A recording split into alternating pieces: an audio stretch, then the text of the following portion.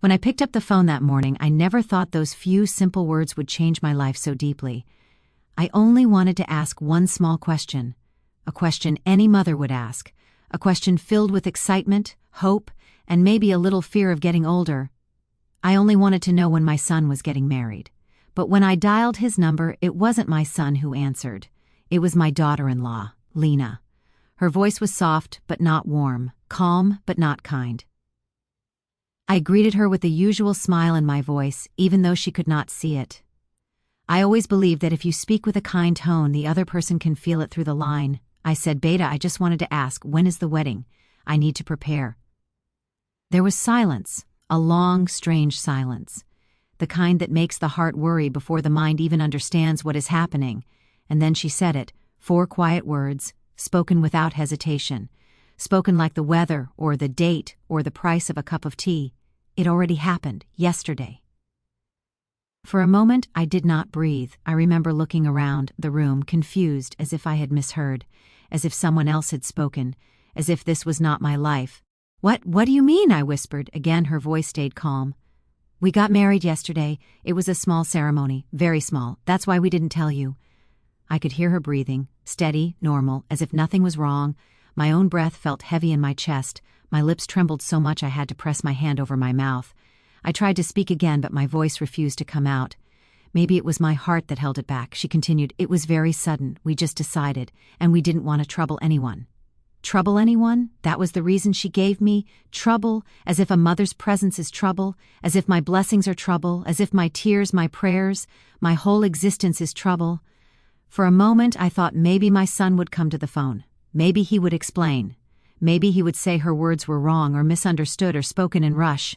But he didn't come to the phone. Not even for a moment. Not even to say hello. Not even to say sorry. I stood there, holding the phone, standing in the quiet of my small living room, wondering how I had become so far from my own child that he could start a new life without me, without my presence, without my blessings, without even my knowledge. I swallowed hard and forced myself to respond. I said something I still remember, because it tasted like breaking glass. "Oh, I see, congratulations." And I smiled, not because I was happy, but because crying would have made the pain too real too fast. That was the moment everything changed. After I hung up the phone, I stood there for a long time, holding it in my hand as if it could still give me a different answer. The room around me felt strangely quiet, as if the walls themselves were listening. Even the clock on the wall seemed to tick a little louder, reminding me that time had moved forward, and I was still standing in the same place. I finally placed the phone back on the table and sat down on the edge of my bed. My house has never been big, but it has always felt full of memories, full of laughter, full of small moments that only a mother remembers. But at that moment it felt empty, like the memories had slipped out the door while I wasn't looking. I closed my eyes and tried to breathe, slowly, gently. I reminded myself of something I have believed all my life. A mother never stops loving, even when she is left behind. But being left behind, it still hurts.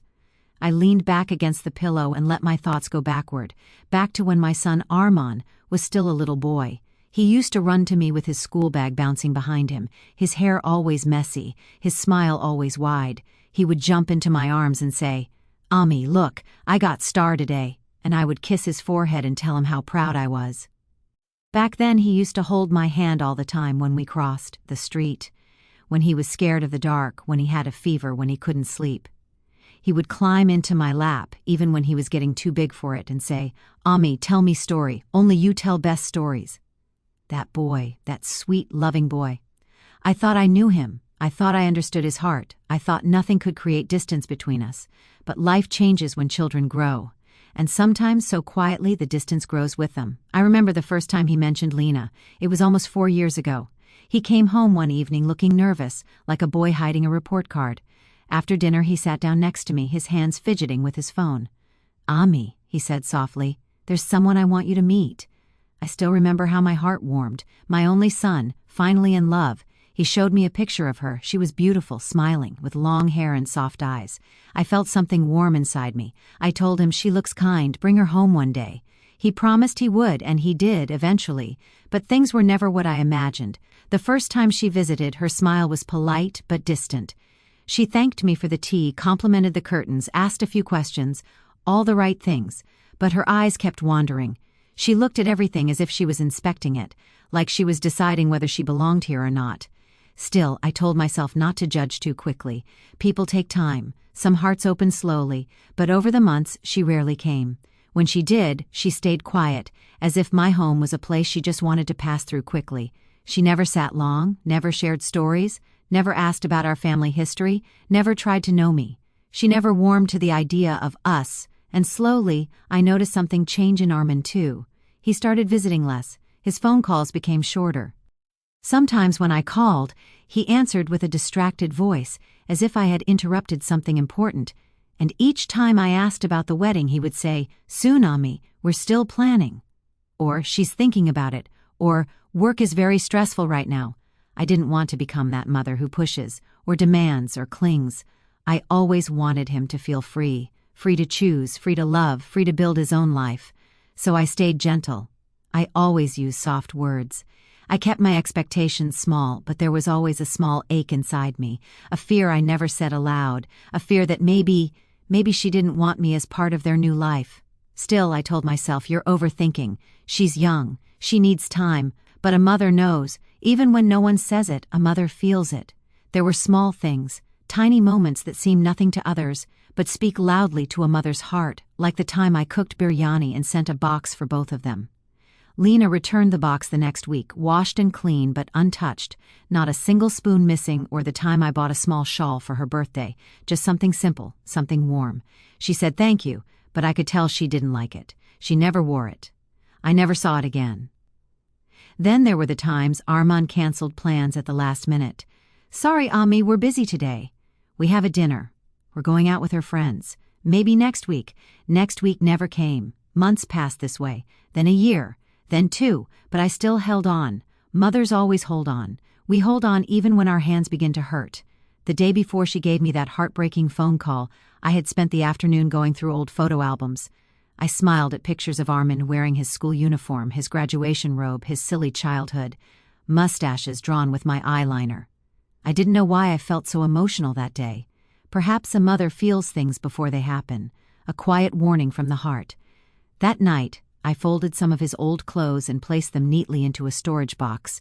I whispered a small prayer for him, as I always did. I asked God to keep him happy, to bless his future home, to give him a life filled with kindness. I didn't know that his future home had already begun, without me. If I had known what the next morning would bring, maybe I would have held those memories differently. Maybe I would have hugged them tighter. Because the next morning, the truth arrived, uninvited, sharp, final. "It already happened," she said, and the mother in me broke a little that day, the day after that phone call. I woke up with a heaviness in my chest that I had never felt before. It wasn't the kind of pain that makes you cry loudly. It was the quiet kind. The kind that sits in the corners of your heart, waiting to be noticed every time you breathe. The kind that reminds you something has changed, and it will never go back to what it was. I tried to keep myself busy that morning. I swept the house slowly, even though it was already clean. I rearranged the small plants by the window, though they didn't need moving. I made tea and let it cool down without drinking it. Everything felt strange. Every corner of the house felt different, like the air had shifted, but the hardest part was simple. Everywhere I looked, I saw pieces of my son, the little table where he used to sit and study, the sofa where he fell asleep watching cartoons, the door frame where I marked his height every year. All those little marks were still there, faint but visible. I used to think they made the house feel alive, but now, they made it feel lonelier, and the silence was loud. I kept thinking about what Lena had said. It already happened. I replayed it over and over as if hearing it enough times might make it hurt less. But it didn't. If anything, it hurt more.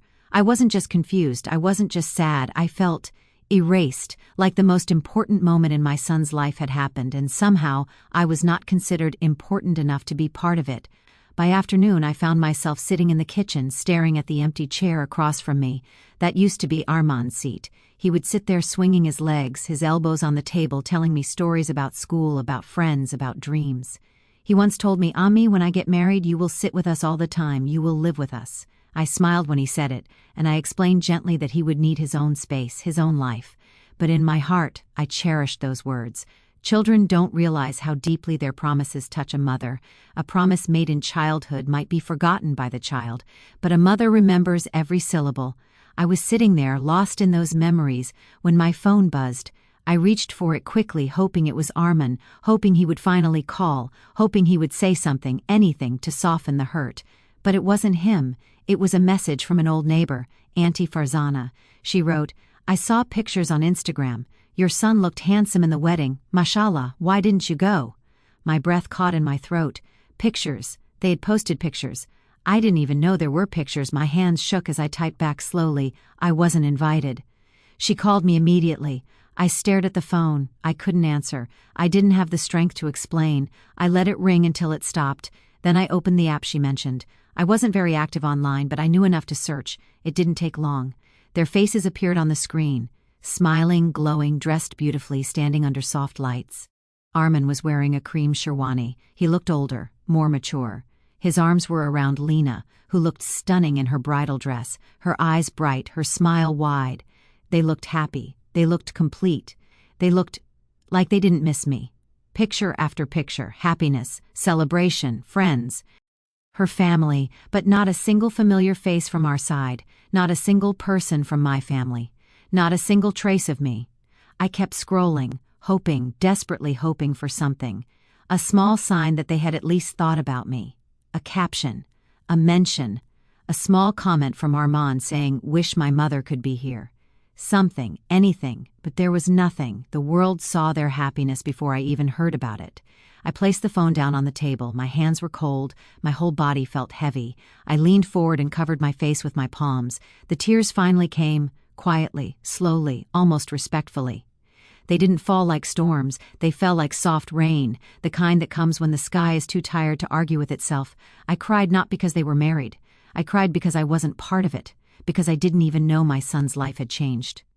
As I wiped my face, I heard a faint sound outside, the laughter of children playing. I stood up and walked to the window. The world outside was still moving, cars passing, people walking, children running. Life didn't pause just because my heart had cracked. I closed the curtains gently. The room felt safer without the world looking in. That evening I made myself a small dinner. I couldn't eat much, but I tried. A mother learns to take care of herself even when her heart is tired. But as I sat at the table, something in me changed. A realization. A quiet, painful realization. This wasn't sudden, this wasn't an accident, this wasn't a misunderstanding. This had been building for a long time. The canceled visits, the distant phone calls, the silence at family gatherings, the way Lena looked at me, polite but never warm, the way Armin stepped back little by little until I could barely feel him. I remembered a moment from months earlier, a moment I had ignored. Lena had come to my home with Armin. We were drinking tea in the living room. I told them about a neighbor's wedding invitation and joked, "Soon it will be your turn." Lena smiled, but there was something tight about it. She looked at Armand and then back at me. She said softly, "We haven't really decided about the type of wedding. We want something small, very private."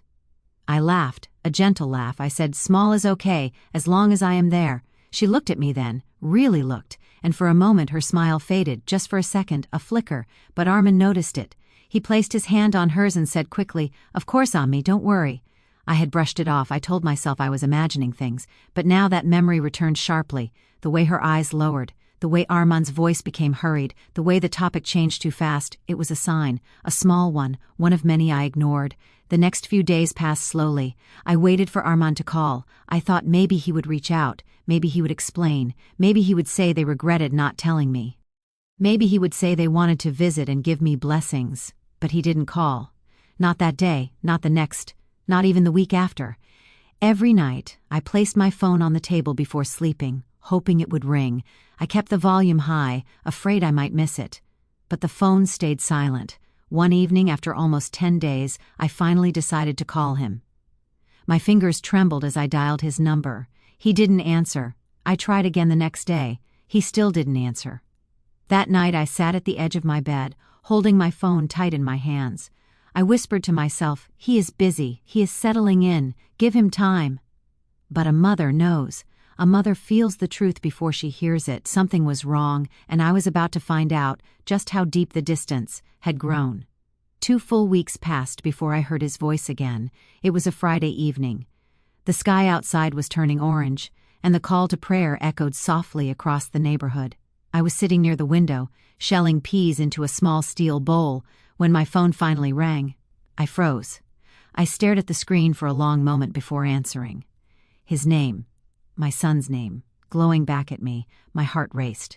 I wiped my hands quickly on my dupatta and pressed the green button.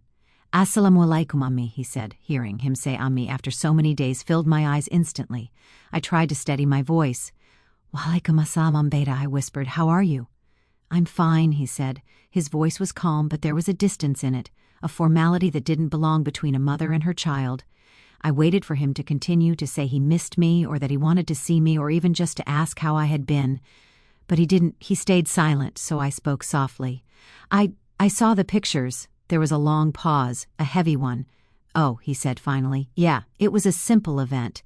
Simple, that word again I swallowed. "Armin, I didn't know you were getting married so soon." "We didn't plan to do it that way," he replied quickly. "It just happened." I waited for an explanation, something real, something that would make sense, something that would ease the tightness in my chest, but he didn't offer anything. I asked gently, "Beta, am I allowed to ask why I was not told?" Another pause, then he sighed. "Ammi, things were complicated." "Complicated?" I repeated, trying to keep my voice steady. "Yes," he said. "Lena felt—" He stopped mid-sentence, my heart tightened. "Lena felt what, Armin?" He hesitated, then said quietly, "She felt it would be better to keep it small, less drama, less pressure." I frowned. "Pressure? From me?" No, he said too quickly. "Not from you, just in general." But it didn't sound honest, and he knew it. I exhaled slowly, choosing my words with care. "Beta, I am your mother. I don't need a grand ceremony. I would have been happy just to stand in the back or even sit quietly in a corner. I only wanted to give you my blessings." He didn't respond, so I asked the question I had been afraid to ask. "Armin, did you not want me there?" "No," he said instantly, too instantly. "No, Ammi, it wasn't like that." "Then what was it like?" I whispered. He sighed again, long, tired, as if explaining his mother's place in his life was exhausting. Finally he said, "You know how Lena is. She prefers privacy. She wanted something small. Her family is particular about gatherings, and she felt that inviting only some relatives might upset others." I understood what he was trying to say.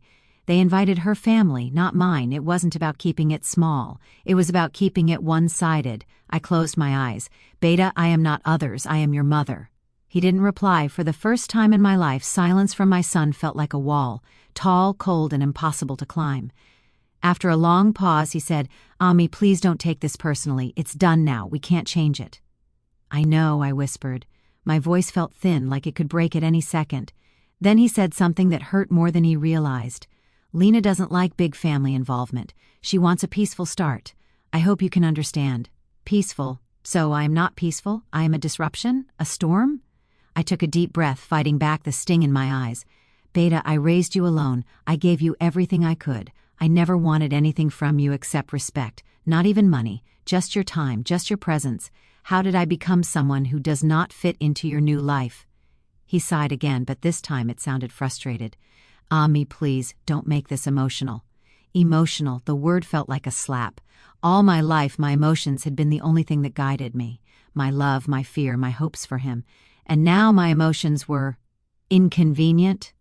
"I'm not trying to make it emotional," I said quietly. "I'm only speaking from my heart." There was another long silence. Then he said, "Lena thinks we should take some time, adjust, settle. We're very busy right now." I froze. "Take some time? What does that mean?" "It means we won't be able to visit for a while," he said, avoiding the real meaning. I felt the room tilt slightly. I gripped the edge of the chair. "How long is a while? A week? 2? "I don't know," he said. "Maybe a few months, a few months after he married." "Without me," I whispered. "Beta, I am alone." "I know," he said softly. "I'm sorry." But his sorry felt distant, like it was coming from far away, from a place where I no longer existed. "I'll call you later, okay?" he said, rushing his words. I wanted to ask him to stay. I wanted to tell him I needed him.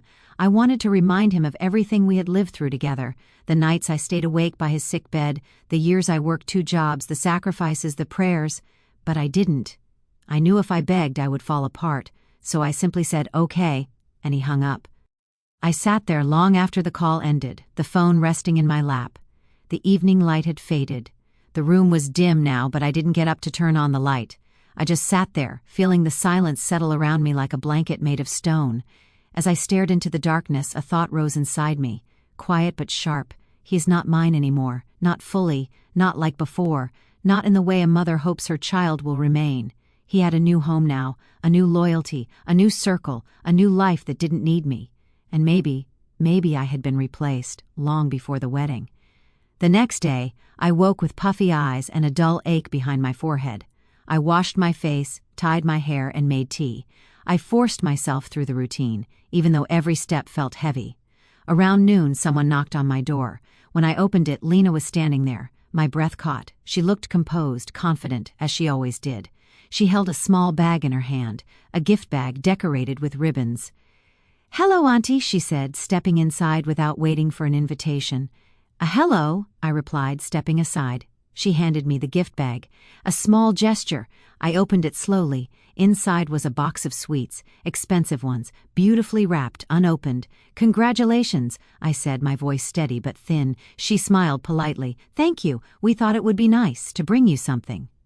Not our man. He's not with you?" I asked gently. "No," she said. "He's busy. He had a meeting on the day he visited his mother's home."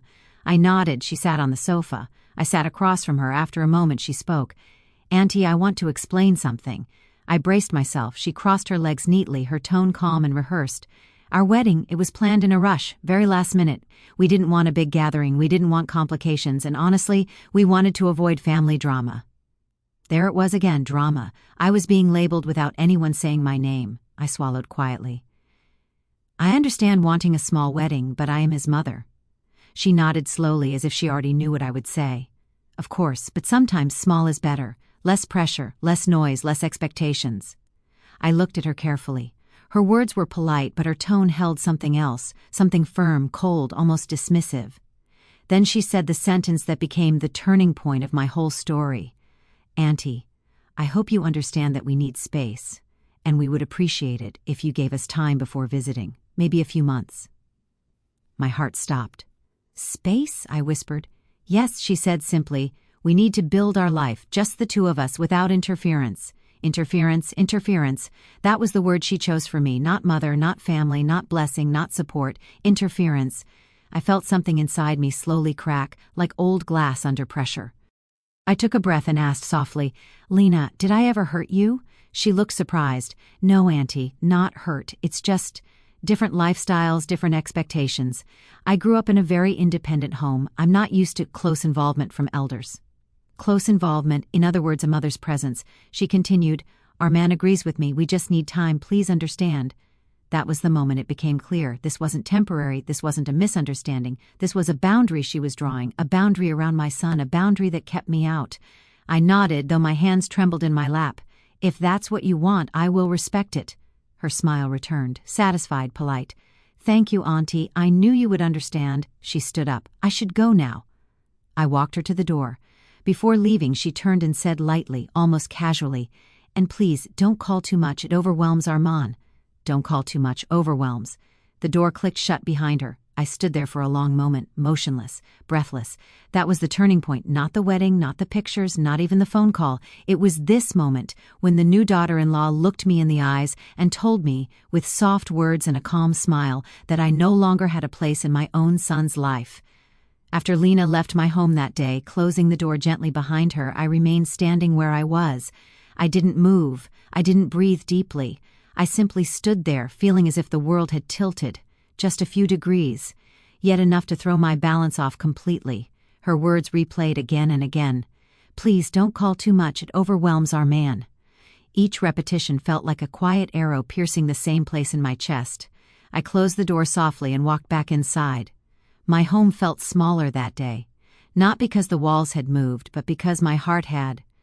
I sat on the sofa, the same sofa where Armin used to sit with his legs stretched over the cushions, watching cartoons while eating biscuits. I placed my hand on the cushion where his head once rested. The fabric felt cold now. I whispered to myself, maybe this is life. Children grow. They choose their own homes, their own people, their own priorities. But knowing that didn't make the pain any less. For the next few days, I followed their request. I didn't call, not once. I didn't One quiet evening, as I sat on my balcony watching the neighborhood children play, I realized I had not heard my son's voice in almost 40 days. I counted them, one by one, on my fingertips. My chest felt tight. I whispered softly into the cold air, "Does he even miss me?" Around the same time, my health began to dip. Maybe it was the stress, maybe the loneliness, maybe both. I started waking up with a heaviness in my chest, like a stone resting between my ribs. Some days I felt dizzy if I stood too quickly. My appetite grew weak. I blamed it on age, telling myself it was normal. But deep down, I knew the real cause. A mother's heart can break silently for a long time before the body begins to feel the cracks. One morning, I fainted in the kitchen. I had been making tea when the room began spinning. The kettle slipped from my hand and clattered onto the floor. Before I could reach for the counter, my legs gave way. I don't remember falling. I only remember waking up on the cold tiles, feeling confused and thirsty. My neighbor, Auntie Rahila, found me when she came to return a dish. She immediately called my sister and helped me to the sofa. They rushed me to the clinic. The doctor checked my blood pressure, my sugar levels, my heart rate. He asked me many questions. Then he asked one that broke me more than the fainting. "Are you under emotional stress?" I looked down at my hands and didn't answer. But the silence was enough. He advised rest, good food, and less worry. As if worry is a tap one can turn off gently. My sister insisted I stay with her for a few days, but I refused. I realized I had been holding on to Armand with the same love I had given him when he was a little boy. But he wasn't a little boy anymore. He had made choices, some painful, some unfair. But they were his choices. And maybe I needed to step back, not for him, but for myself. Maybe I needed to learn how to live without waiting for a phone call. Maybe I needed to rediscover the parts of me that existed before I became Ami. Maybe I needed to remember that I, too, was a human being with a heart that deserved peace. So I made a quiet decision. I would stop expecting. I would stop hoping. I would stop checking my phone every few minutes. I would stop letting their silence define my worth. I would keep loving my son, because a mother's love does not disappear, but I would no longer let his absence break me. Around this time, something unexpected happened. One afternoon, as I was watering the plants outside, a young woman approached me. She lived down the street. I had seen her a few times, but never spoken to her. She smiled and introduced herself as Noor. "I see you alone often," she said kindly. "If you ever need help or if you want company for a walk, please tell me." Her words were simple but warm, a kind of warmth I had not felt in months. We spoke for a little while. She told me about her job, her mother who lived far away, her love for gardening. Her voice was gentle, her presence comforting. As she talked, I realized how long it had been since I had felt connected to someone, anyone. After she left, I found myself smiling softly. There are moments in life when a stranger's kindness fills the space where someone else's absence has been hurting you.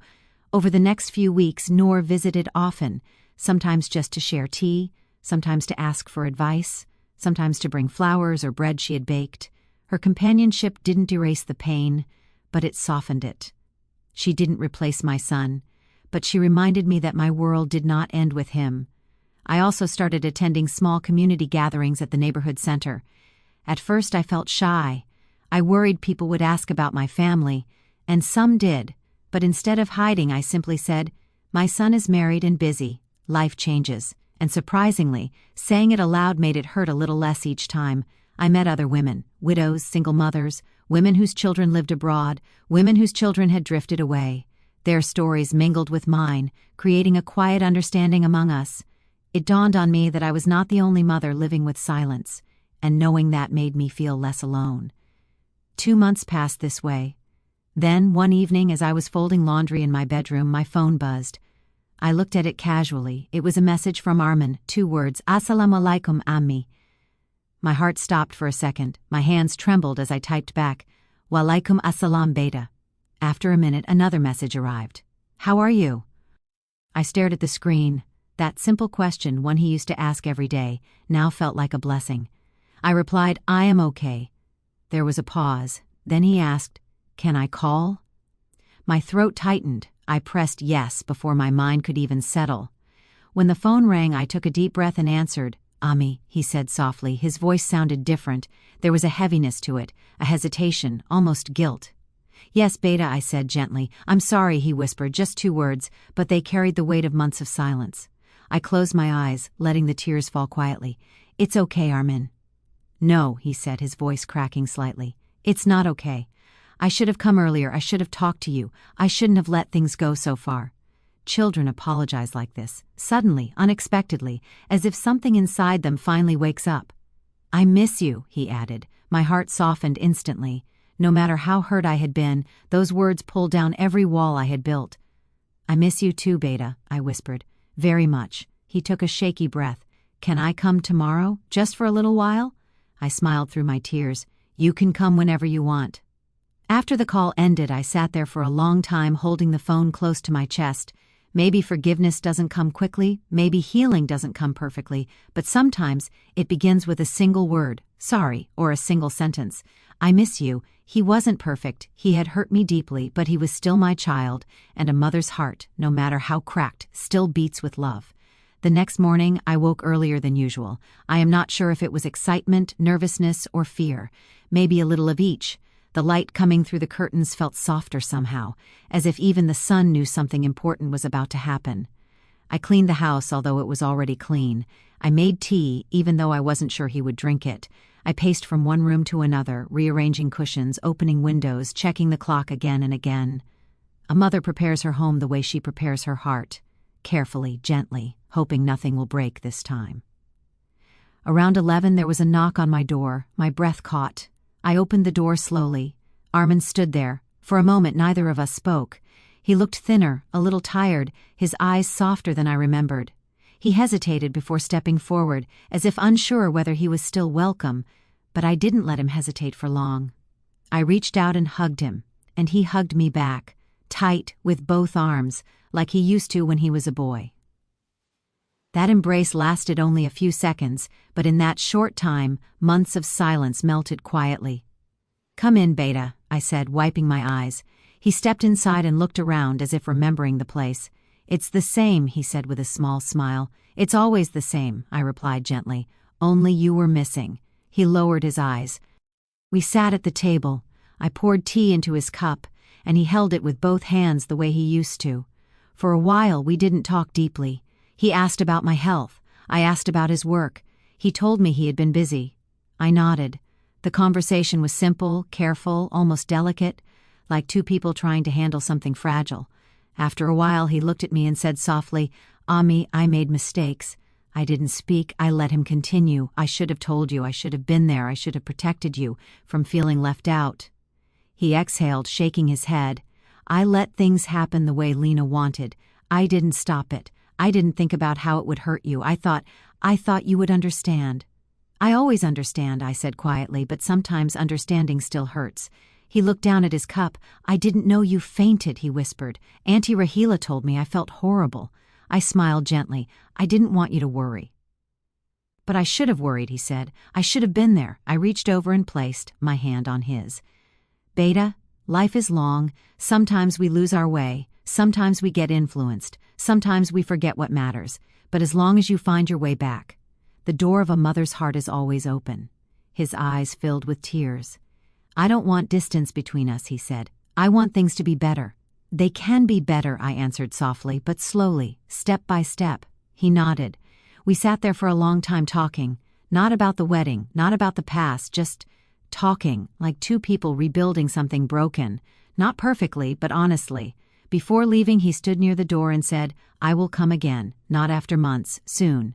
I smiled. "I'll be here." He hugged me one more time, this time less hesitant, more familiar. When the door closed behind him, the house felt different. Not full, not yet, but no longer empty. The silence felt softer. The air felt lighter. Healing is slow. It does not erase the past, but it makes the future bearable. That evening, as I sat by the window watching the sky turn shades of gold and pink, I thought about everything that had happened. The pain, the distance, the quiet tears, the unexpected kindness from strangers, and the small steps toward forgiveness. Life teaches mothers many lessons, but perhaps the most important one is this: you cannot hold your children forever, but you can hold your love for them forever. And sometimes, that love is enough to guide them back. Not perfectly, not immediately, but eventually. I closed my eyes and whispered a small prayer.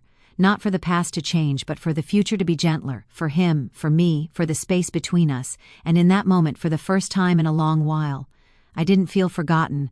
I felt peaceful.